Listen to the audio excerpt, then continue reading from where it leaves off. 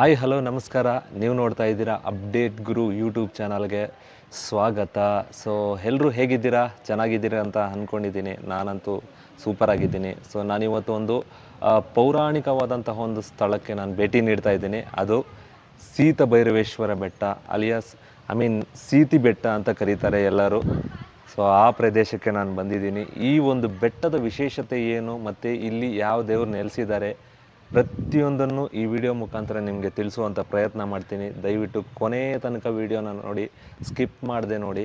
So full ಮಾಹಿತಿಯನ್ನು ಕೊಡುವಂಥ ಪ್ರಯತ್ನ ಮಾಡ್ತೀನಿ. ಆ್ಯಂಡ್ ಇಲ್ಲಿ ಭಸ್ಮಾಸುರನ ಬೆಟ್ಟ ಇದೆ. ಸೊ ಆ ಬೆಟ್ಟವನ್ನು ತೋರಿಸುವಂಥ ಪ್ರಯತ್ನ ಕೂಡ ಮಾಡ್ತೀನಿ. ಸೊ ದಯವಿಟ್ಟು ಕೊನೆಯ ತನಕ ವಿಡಿಯೋನ ನೋಡಿ ಅಂತ ಹೇಳ್ತಾ, ಇನ್ನೂ ಈ ಚಾನಲ್ನ ಯಾರ್ಯಾರು ಸಬ್ಸ್ಕ್ರೈಬ್ ಮಾಡ್ಕೊಂಡಿಲ್ವೋ ದಯವಿಟ್ಟು ಬೇಗ ಸಬ್ಸ್ಕ್ರೈಬ್ ಮಾಡ್ಕೊಳ್ಳಿ. ಸೊ ನೀವು ಸಬ್ಸ್ಕ್ರೈಬ್ ಮಾಡ್ಕೊಳ್ಳೋದ್ರಿಂದ ನಮ್ಗೆ ಸಪೋರ್ಟ್ ಮಾಡ್ದಂಗೆ ಆಗುತ್ತೆ. ಆ್ಯಂಡ್ ನೋಟಿಫಿಕೇಷನ್ಸ್ನ ಆನ್ ಮಾಡ್ಕೊಳ್ಳಿ. ನಾವು ಮಾಡುವಂಥ ಪ್ರತಿಯೊಂದು ವೀಡಿಯೋನು ನಿಮಗೆ ನೋಟಿಫಿಕೇಷನ್ ಮುಖಾಂತರ ಸೊ ಬರುತ್ತೆ. ಸೊ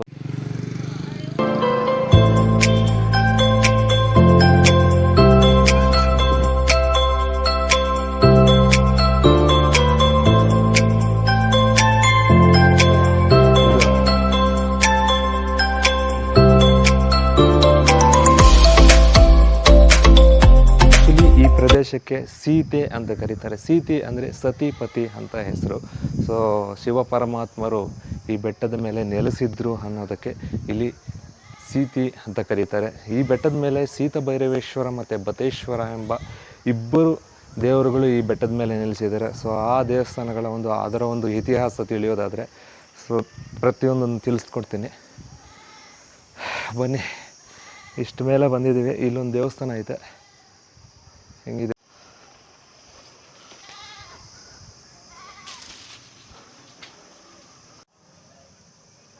ತ್ರಿಶೂಲ ಇದೆ. ಒಂದು ಬೆಟ್ಟದ ಒಂದು ಇತಿಹಾಸ ಏನು ಅಂತ ತಿಳಿಯೋದಾದರೆ, ಪುರಾಣದಲ್ಲಿ ಭಸ್ಮಾಸುರ ಎಂಬ ಒಬ್ಬ ರಾಕ್ಷಸನಿದ್ದಂತೆ. ಸೊ ಭಸ್ಮಾಸುರ ಎಂಬ ರಾಕ್ಷಸ ಶಿವನನ್ನು ತಪಸ್ಸು ಮಾಡಿ ಶಿವನನ್ನು ಒಂದು ವರ ಕೇಳ್ತಾರಂದರೆ, ಸೊ ನಾನು ಯಾರ ತಲೆ ಮೇಲೆ ಕೈ ಇಟ್ಟರೆ ಅವರೆಲ್ಲರೂ ಭಸ್ಮ ಆಗಬೇಕು ಅಂತ ಒಂದು ವರ ಕೇಳ್ತಾರೆ. ಸೊ ಕಠೋರವಾದಂಥ ಒಂದು ತಪಸ್ಸು ಮಾಡಿದಾಗ ಶಿವ ವರ ಕೊಟ್ಬಿಡ್ತಾರೆ. ಸೊ ಓಕೆ, ನೀನು ತಪಸ್ಸು ಮಾಡಿರೋದಕ್ಕೆ ಈ ಒಂದು ವರಾನ ಕೊಡ್ತೀನಿ ಅಂಥೇಳಿ. ಭಸ್ಮಾಸುರ ಒಂದು ಉದ್ದೇಶ ಏನಿತ್ತು ಅಂದರೆ, ಎಲ್ಲ ದೇವತೆಗಳನ್ನ ಭಸ್ಮ ಮಾಡಬೇಕು ಅನ್ನೋ ಒಂದು ಉದ್ದೇಶ ಇಟ್ಕೊಂಡು ಈ ಒಂದು ವರವನ್ನು ಕೇಳ್ತಾರೆ. ಫಸ್ಟು ಟ್ರೈ ಮಾಡಿದ್ದೆ ಶಿವನ ಮೇಲೆ ಶಿವನ ಒಂದು ತಲೆ ಮೇಲೆ ಕೈ ಇಡುವಂಥ ಪ್ರಯತ್ನ ಮಾಡಿದೆ. ಯಾಕಂದರೆ ಭಸ್ಮಾಸುರ ಕೈ ಇಟ್ಟರೆ ಭಸ್ಮ ಆಗ್ಬಿಡ್ತಲ್ಲ. ಸೊ ಅದಕ್ಕೆ ಫಸ್ಟು ಶಿವ ಪರಮಾತ್ಮರ ಮೇಲೆ ಟ್ರೈ ಮಾಡಿದಾಗ ಶಿವ ಪರಮಾತ್ಮರು ತಪ್ಪಿಸ್ಕೊಂಡು ಈ ಬೆಟ್ಟದ ಮೇಲೆ ಬಂದು ಇವರೊಂದು ಬೆಟ್ಟದ ಮೇಲೆ ಗುಹೆ ಒಳಗಡೆ ಅಡಗಿ ಕುಳಿತಿದ್ರು ಅನ್ನೋದೇ ಇಲ್ಲಿನ ಒಂದು ಇತಿಹಾಸ. ಸೊ ಮೇಲ್ಗಡೆ ಹೋಗಬೇಕಾಗತ್ತೆ, ಇನ್ನೂ ಸ್ಟೆಪ್ಸ್ ಐತೆ, ಒಂದು ಸ್ವಲ್ಪ ಹತ್ಕೊಂಡು ಹೋಗೋಣ ಮೇಲೆ. ಇಲ್ಲಿ ನೇಚರ್ ಅಂತೂ ತುಂಬ ಚೆನ್ನಾಗಿರುತ್ತೆ. ಸೊ ಇದನ್ನು ನೋಡಬೇಕಂದ್ರೆ ನಾವು ಆ್ಯಕ್ಚುಲಿ ಅರ್ಲಿ ಮಾರ್ನಿಂಗ್ ಬಂದರೆ ತುಂಬ ಚೆನ್ನಾಗಿರುತ್ತೆ. ಯಾಕೆಂದರೆ ಮಾರ್ನಿಂಗು ಸೂರ್ಯ ಹುಟ್ಟಬೇಕಾದ್ರೆ ಈ ನೇಚರ್ನ ನೋಡಿಕೊಂಡು ಈ ದೇವರ ದರ್ಶನ ಮಾಡ್ಕೊಳ್ಳೋದಂದರೆ ಒಂದು ಅದ್ಭುತವಾದಂತಹ ಒಂದು ದೃಶ್ಯ ಅಂತಲೇ ಹೇಳ್ಬೋದು. ಸ್ಟೆಪ್ಸ್ ಅಂತೂ ತುಂಬ ಚೆನ್ನಾಗಿದೆ. ಮೇಲೆ ಮಳೆ ಬೀಳ್ದಿರ ರೋಪ್ ಚೆನ್ನಾಗಿ ಕಟ್ಟಿದ್ದಾರೆ. ಸೊ ಡೆವಲಪ್ಮೆಂಟ್ ಅಂತೂ ಸಿಕ್ಕಾಪಟ್ಟೆ ಡೆವಲಪ್ಮೆಂಟ್ ಮಾಡಿದ್ದಾರೆ. ಮುಂಚೆ ಈ ಥರ ಇರಲಿಲ್ಲ. ಹಳೇ ಒಂದು ಸ್ಟೆಪ್ಸ್ ನೋಡ್ಬೋದು, ಬಂಡೆ ಮೇಲೆ ನಡ್ಕೊಂಡು ಹೋಗುವಂಥ ಒಂದು ಸ್ಟೆಪ್ಸು. ಸೊ ಇವಾಗಂತೂ ಚೆನ್ನಾಗಿ ಮಾಡಿದ್ದಾರೆ. ಇದೊಂದು ಹಳೇ ಗೋಪುರದ ಥರ ಇದೆ ಎಂಟ್ರೆನ್ಸು ಬರೋದಕ್ಕೆ.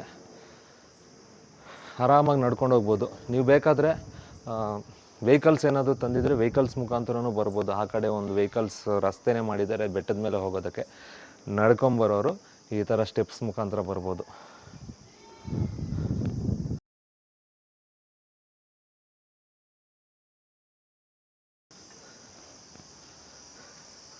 ಬ್ಯೂಟಿಫುಲ್ ನೇಚರ್ ಅಂತ ನೋಡ್ಬೋದು. ಸೊ ಹಚ್ಚ ಹಸಿರಾದಂಥ ಒಂದು ಮಡಿಲಲ್ಲಿ ಈ ದೇವಸ್ಥಾನ ಇರೋದು, ಒಂದು ಬೆಟ್ಟ ಇರೋದು. ಆ್ಯಂಡ್ ಇನ್ನೊಂದು ವಿಶೇಷ ಹೇಳಬೇಕಾಗಿದೆ ನಿಮಗೆ. ಅಲ್ಲಿ ನೋಡ್ಬೋದು, ಅದೇ ಬಕಾಸುರನ ಬೆಟ್ಟ ಅಂತ ಕರೀತಾರೆ. ಅಲ್ಲೇ ಬಕಾಸುರ ಭಸ್ಮ ಆಗಿರೋದು.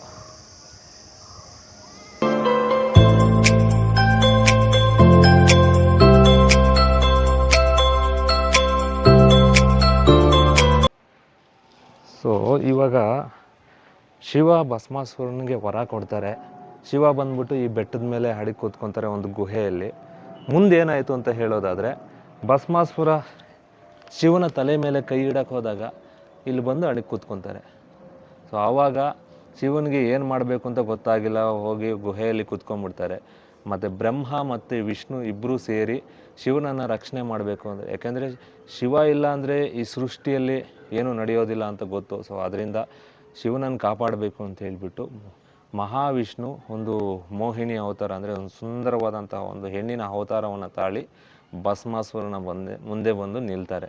ಸೊ ಆವಾಗ ಭಸ್ಮಾಸುರನಿಗೆ ಒಂದು ಆಸೆ ಹುಟ್ಟುತ್ತೆ, ಸೊ ಹೆಂಗಾದರೂ ಆಗಲಿ ಇವನ್ನ ಮದುವೆ ಮಾಡ್ಕೋಬೇಕು ಅಂತ.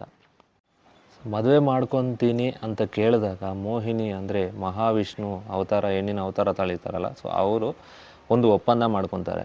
ನನಗೆ ಒಂದು ಪದ್ಧತಿ ಇದೆ, ನಾನು ಹೆಂಗೆ ನೃತ್ಯ ಮಾಡ್ತೀನೋ ಅಂದರೆ ಡ್ಯಾನ್ಸ್ ಹೆಂಗೆ ಮಾಡ್ತೀನೋ ಅದೇ ಥರ ನೀನು ಹಾಗೆ ಮಾಡಬೇಕು ಅಂಥೇಳಿ ಒಂದು ಒಪ್ಪಂದ ಮಾಡಿಕೊಂಡಾಗ, ಸೊ ಅದಕ್ಕೆ ಭಸ್ಮಾಸುರನಿಗೆ ಗೊತ್ತಾಗಲ್ಲ ಇದು ಮಹಾವಿಷ್ಣುವಿನ ಅವತಾರ ಅಂಥೇಳಿ ಒಪ್ಕೊಂಬಿಡ್ತಾರೆ. ಸೊ ಅದೇ ಥರ ಡ್ಯಾನ್ಸ್ ಮಾಡ್ತೀನಿ ಅಂತ. ಹಂಗೆ ನೃತ್ಯ ಮಾಡ್ತಾ ಮಾಡ್ತಾ ಮಾಡ್ತಾ ಮಹಾವಿಷ್ಣು ಮೋಹಿನಿ ತನ್ನ ತಲೆ ಮೇಲೆ ತಾನೇ ಕೈ ಇಟ್ಕೊಂಡ್ಬಿಡ್ತಾರೆ. ಸೊ ಅದೇ ಥರನೇ ಮಾಡ್ತಾ ಮಾಡ್ತಾ ಭಸ್ಮಾಸುರನು ಕೂಡ ಹಾಗೆ ಕೈ ಇಟ್ಕೊಂಡು ಭಸ್ಮ ಆಗೋದು. ಸೊ ಇಲ್ಲಿ ಇದೇ ಒಂದು ವಿಶೇಷತೆ ಅಂತ ಹೇಳ್ತಾರೆ.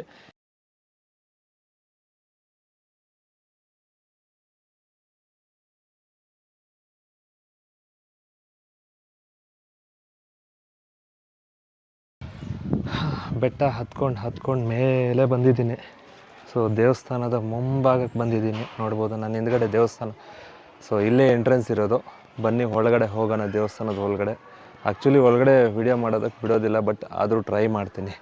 ಬನ್ನಿ ಹೋಗೋಣ.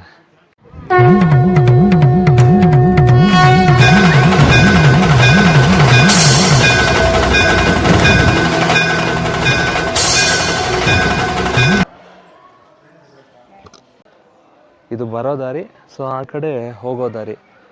ಫಸ್ಟು ಕಾಲಭೈರವೇಶ್ವರನ ದರ್ಶನ ಮಾಡಿಕೊಂಡು ಆಮೇಲೆ ಬತ್ತೇಶ್ವರನ ಒಂದು ದರ್ಶನಕ್ಕೆ ಬರಬೇಕು ಅನ್ನೋದೇ ಈ ಒಂದು ಬೆಟ್ಟದ ವಿಶೇಷತೆ ಅಂತ ಹೇಳ್ಬೋದು.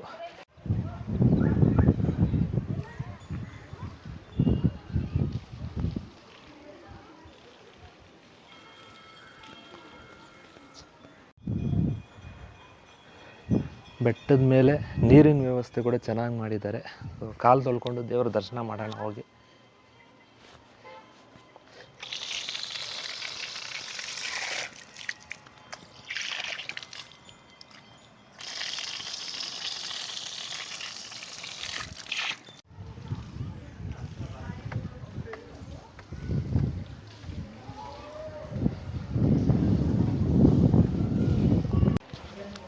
ದೇವಸ್ಥಾನದ ಒಳಗಡೆ ಕೈ ಮುಕ್ಕೊಂಡು ಹೋಗೋಣ.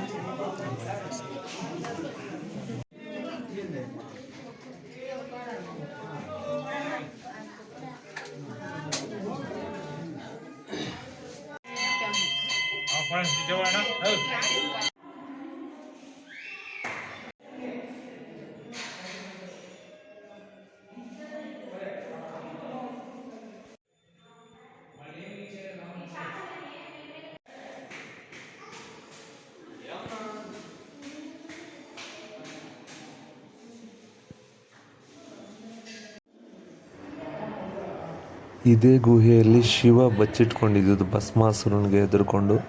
ಸೊ ಇಲ್ಲಿ ಸರಿಯಾಗಿ ಗುಹೆಯಲ್ಲಿ ಕೂತ್ಕೊಂಡಿದ್ದು. ದೇವರ ದರ್ಶನ ಮಾಡಿಕೊಂಡು ಈಚೆ ಬಂದಿದ್ದೀನಿ.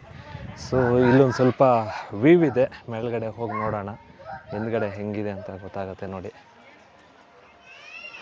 ನನ್ನ ಎದುರುಗಡೆ ಭಸ್ಮಾಸುರನ ಬೆಟ್ಟ, ಬಕಾಸುರನೇ ಹೋಗುತ್ತೆ, ಭಸ್ಮಾಸುರನ ಬೆಟ್ಟ ಇದೆ. ಇನ್ನು ದೇವಸ್ಥಾನ ಹೊರಗಡೆ ಏನಿದೆ ಅಂತ ನೋಡೋಣ ಬನ್ನಿ. ಬೆಟ್ಟದ ಮೇಲೆ ಹೋಗೋಣ.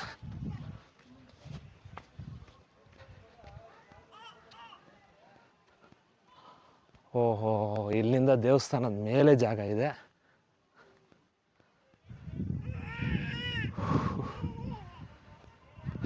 ಕೊನೆ ಭಾಗಕ್ಕೆ ಬಂದು ನಿಂತಿದ್ದೀನಿ. ಈ ಸೀತು ಬೆಟ್ಟ ಫೈನಲ್ ಡೆಸ್ಟಿನೇಷನ್ ಬಂದು ನಿಂತಿರೋದು.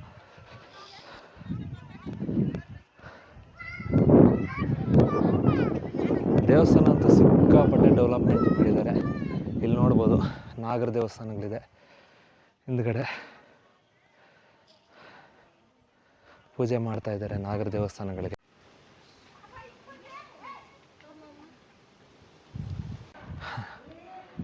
ಆ್ಯಕ್ಚುಲಿ ಈ ದೇವಸ್ಥಾನದ ಮತ್ತೊಂದು ಇತಿಹಾಸ ಏನಂತಂದರೆ, ಒಕ್ಕಲಿಗರಿಗೆ ತುಂಬಾ ವಿಶೇಷವಾದಂತಹ ಒಂದು ದೇವಸ್ಥಾನ ಇದು.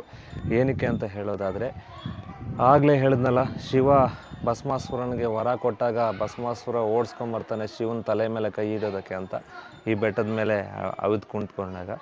ಸೊ ಭಸ್ಮಾಸುರನ ಹುಡ್ಕೊಂಡು ಬರ್ತಾ ಇರಬೇಕಾದ್ರೆ ಇಲ್ಲಿ ಬಂದು ಕುತ್ಕೊಂಡಿರ್ತಾನೆ ಶಿವ ಅಲ್ವಾ ಗುಹೆಯಲ್ಲಿ. ಸೊ ಗೊತ್ತಾಗೋದಿಲ್ಲ, ಹುಡುಕ್ತಾ ಇರ್ತಾನೆ. ಒಬ್ಬ ರೈತ ಇರ್ತಾರಂತೆ ಇಲ್ಲಿ.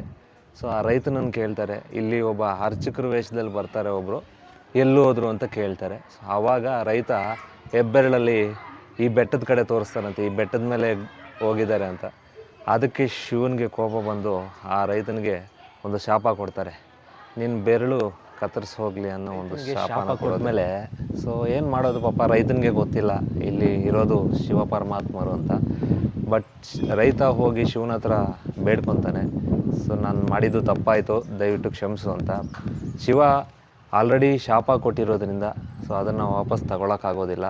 ಸೊ ನೀನು ಇನ್ಮೇಲೆ ಪ್ರತಿ ವರ್ಷ ನಿಮ್ಮ ವಂಶಸ್ಥರು ಪ್ರತಿ ವರ್ಷ ಬೆರಳು ಕೊಡುವಂಥ ಒಂದು ಪದ್ಧತಿನ ಇಟ್ಕೊಳ್ಳಿ ಅಂತ ಹೇಳ್ತಾರೆ. ಅಂದರೆ ಬೆರಳನ್ನು ಕಟ್ ಮಾಡಿ ಇಲ್ಲಿ ಸ್ವಾಮಿಗೆ ಅರ್ಪಣೆ ಮಾಡೋದು ಅಂತಲೇ ಒಂದು ವಿಶೇಷತೆ.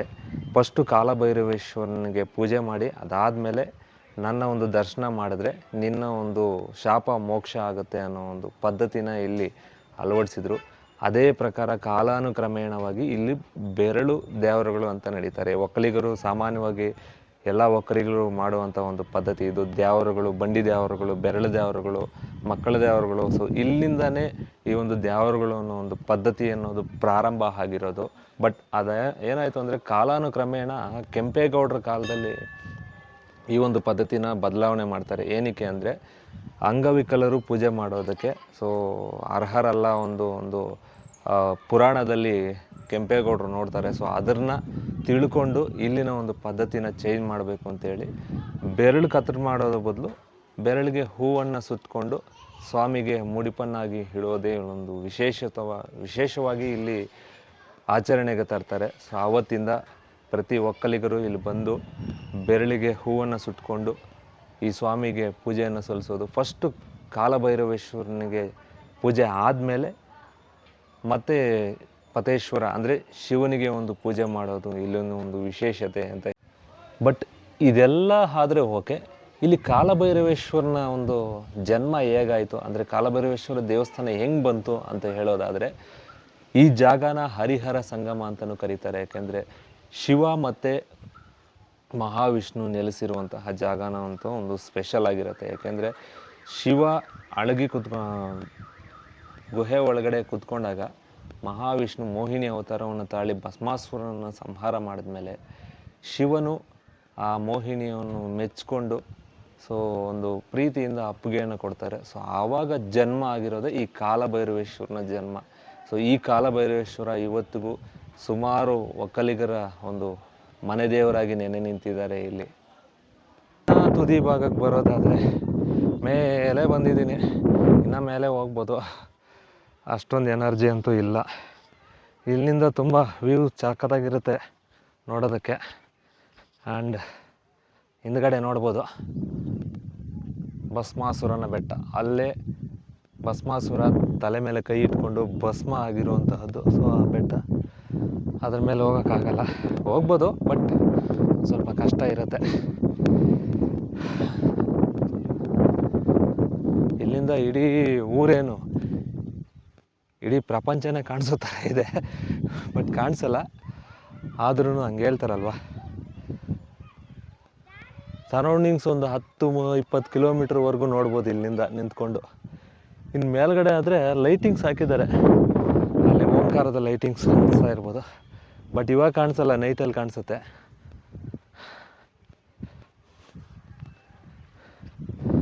ನೀವೇನಾದರೂ ವ್ಯೂ ಎಂಜಾಯ್ ಮಾಡಬೇಕಂದ್ರೆ ತಂಪಾದ ಗಾಳಿ ಒಂದಿನದ ಮಟ್ಟಕ್ಕೆ ಎಂಜಾಯ್ ಮಾಡಿಕೊಂಡು ಆರಾಮಾಗಿ ಹೋಗ್ಬೋದು. ಇಲ್ಲಿ ಯಾವುದೋ ಒಂದು ಚಿಕ್ಕದೊಂದು ದೇವಸ್ಥಾನ ಇದೆ, ಅದಕ್ಕೆ ಹೋಗೋಣ.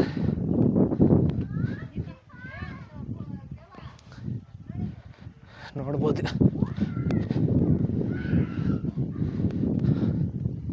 ಇಲ್ಲಿ ಕೂಡ ಶಿವನ ದೇವಸ್ಥಾನ ಅಂತ ಹೇಳ್ಬೋದು. ಹೆಂಗೆ ಹೇಳಿದೆ ಅಂದರೆ ನಂದಿ ಇದ್ದಾರೆ, ಇಲ್ಲಿ ನಂದಿ ಇದ್ದಾರೆ ಅಂದರೆ ಆಬ್ವಿಯಸ್ಲಿ ಶಿವನೇ ಇರ್ತಾರೆ ಅಂತ ಹೇಳ್ಬೋದು. ಚಿಕ್ಕ ದೇವಸ್ಥಾನ ಇದೆ ಇಲ್ಲಿ. ಓಕೆ, ನೋಡೋಣ.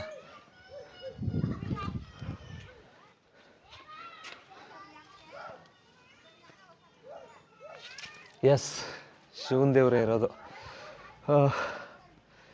ಫೈನಲಿ ಈ ವಿಡಿಯೋ ನಿಮಗೆ ಇಷ್ಟ ಆಗಿದೆ ಅಂದ್ಕೊತೀನಿ. ಯಾಕೆ ಸೀತಾಭೈರೇಶ್ವರ ದೇವಸ್ಥಾನ, ಸೀತಿ ಬೆಟ್ಟ, ಇದ್ರ ಬಗ್ಗೆ ಮಾಹಿತಿ ಕೊಟ್ಟಿದ್ದೇನೆ. ಈ ವಿಡಿಯೋ ನಿಮಗೆ ಇಷ್ಟ ಆಗಿದೆ ಅಂದ್ಕೊತೀನಿ. ಇಷ್ಟ ಆಗಿದರೆ ಲೈಕು, ಶೇರು, ಕಮೆಂಟು ಎಲ್ಲ ಮಾಡಿ ಸಪೋರ್ಟ್ ಮಾಡಿ. ನಮಸ್ಕಾರ.